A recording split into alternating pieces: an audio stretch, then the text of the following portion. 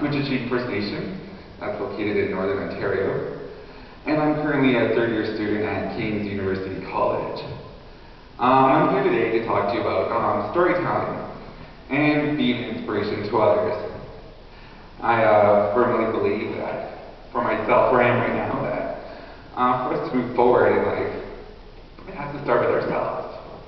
I see myself one day working in a helping field, and I know for that to happen, I need to be okay with myself first.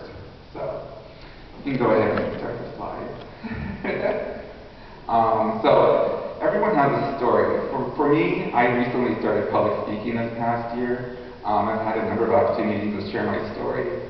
And I believe that through sharing my story, I can make a difference in my community. And I share my story today because I hope to make a difference in someone's life, and that there's somebody out there who can relate to what's going on. And just to remember that they're not alone. So I grew up on a reserve, Kujishinian, and I grew up always feeling left out. Like I never fit in with the rest of the people. I always felt too brown with the white kid, and I always felt too white with the native kid.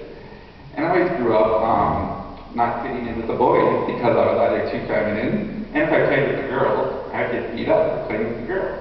So growing up, I never really felt like I fit in anywhere. My only tie to my culture was my grandfather. As I got older, I learned that my mother was a residential school survivor, so I wasn't the only one with identity issues. As I got older, I realized that we actually went to the same school. The school that she went to, residential school, is where I went to school. And I ended up actually spending years of therapy in the same building where we both went to school. So that definitely had an impact on me. Constantly growing up wondering who I was as an Aboriginal person and as a gay man. So I eventually went and moved to the city like many First Nations youth out there. I wanted something better for myself. And I don't know what I was looking for, but I wanted something. And I moved to the city, and I thought I found myself. And I could finally be me, I could finally be gay, I could finally be Aboriginal. I felt like I finally fit in. And I finally felt like I belonged. But then I became a part of the drugs and alcohol. And that really took a part of my life, 10 years of my life. And I eventually became addicted to crystal meth and cocaine for a very long time. And that took me to a spot where I made a lot of bad choices in my life. And I don't consider them mistakes, I consider them to be lessons. I don't believe that I make mistakes, I believe I make choices, and it's up to me if I want to learn from them.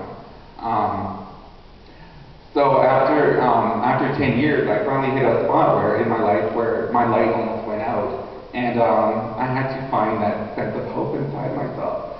And it took going to a dark spot to find that part of me. And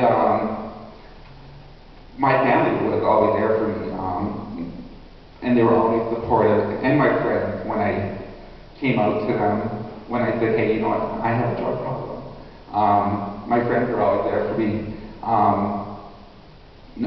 Through thick and thin, and after the years of grief that I put them through, and the lying and cheating and stealing that both my friends and my family had put up with from me for so many years.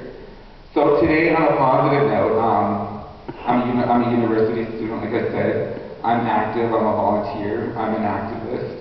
I'm quite proud of that, actually. I spent this past year on campus volunteering with the First Nations Student Association.